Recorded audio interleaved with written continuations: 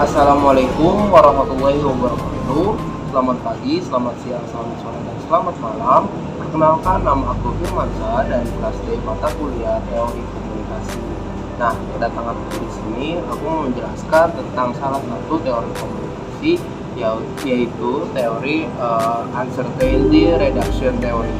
Nah, kita langsung aja kali ya. Nah, di sini untuk definisinya sendiri, yaitu teori ini adalah teori yang menjelaskan bagaimana komunikasi ini digunakan untuk mengurangi ketidakpastian di antara dua orang asing yang terlibat dalam pembicaraan satu sama lain untuk pertama kalinya. Nah, itu tadi untuk definisinya. Nah, kita lanjut untuk tokoh teorinya. Nah,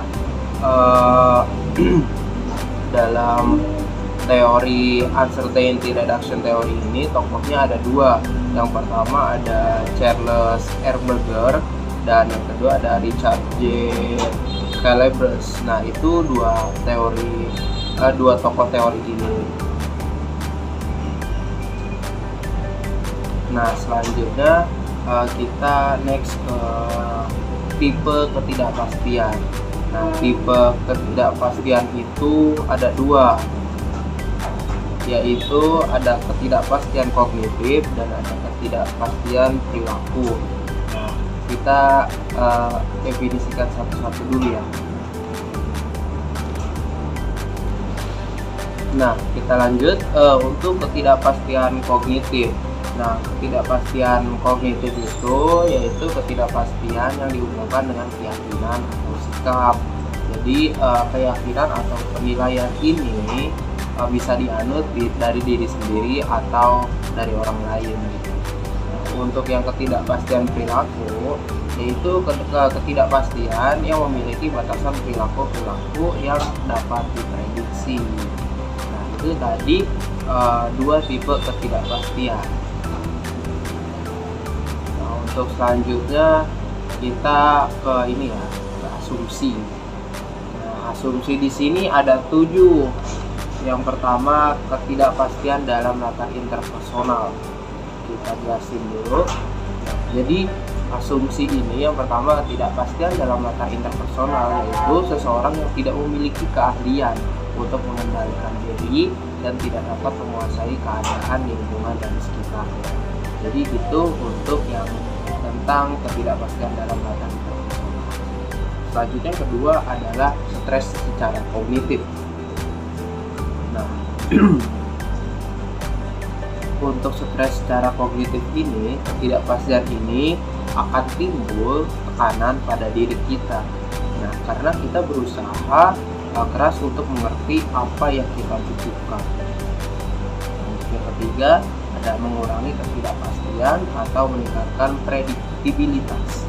Nah, itu jadi gini, setiap orang yang pertama kali bertemu dan bertujuan untuk mengurangi ketidakpastian, dan tentunya mereka dengan cara mengerti apa yang diinginkan orang itu serta mencari tahu bagaimana pandangan orang itu terhadap kita, sehingga kita akan mampu mengetahui komunikasi yang baik dan kita jalani akan berlanjut atau tidaknya gitu ya komunikasi. Yang keempat ada komunikasi interpersonal, adalah sebuah proses perkembangan yang terjadi melalui tahapan-tahapan. Jadi ini ya, untuk fase awalnya itu dimana kita dan teman-teman masing-masing mempunyai keputusan terhadap kelanjutan hubungan ini. Nah, untuk fase personalnya dimana individu berkomunikasi dengan lebih spontan dan membuka informasi tentang dirinya. Dan fase terakhir itu interaksi awal terhadap orang asing, misalnya mengucapkan kabar seperti hai atau apa kabar gitu ya, layaknya menyapa pada orang baru lah ya. Nah, untuk yang kelima ini ada komunikasi interpersonal, adalah alat yang utama untuk mengurangi ketidakpastian.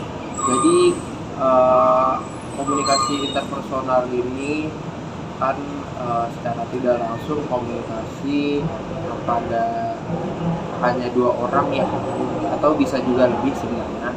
Dan komunikasi interpersonal ini juga merupakan salah satu aspek utamanya dalam mengurangi ketidakpastian. Yang keenam ada kuantitas dan sifat informasi yang dibagi oleh orang akan berubah seiring berjalannya waktu. Jadi dalam asumsi keenam ini bisa digarisbawahi bahwa sifat waktu dan memfokuskan pada fakta bahwa komunikasi interpersonal adalah perkembangan, yakni tahapan-tahapan. Nah, yang terakhir, sangat mungkin untuk menduga perilaku orang dengan menggunakan cara seperti itu. Jadi, hukum yang dimaksud itu yaitu norma atau aturan yang kita gunakan dalam sebuah kondisi. Nah, itu untuk penjelasan tadi tentang uncertainty reduction theory. Nah, untuk gampangnya saya punya contoh kasus. Jadi seperti gini nih, misalnya seorang gadis yang tidak sengaja bertemu dengan pria di suatu tempat gitu ya, di tempat umum atau apalah gitu, dan akhirnya secara tidak sengaja seorang gadis ini dan pria ini sering bertemu juga di tempat yang berbeda gitu.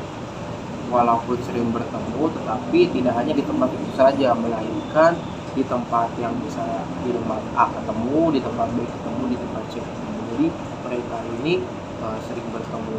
Nah, karena penasaran si perempuan ini, jadi ada salah satu dari mereka yang ingin mencari tahu siapa dan di mana dan tinggal di mana gitu.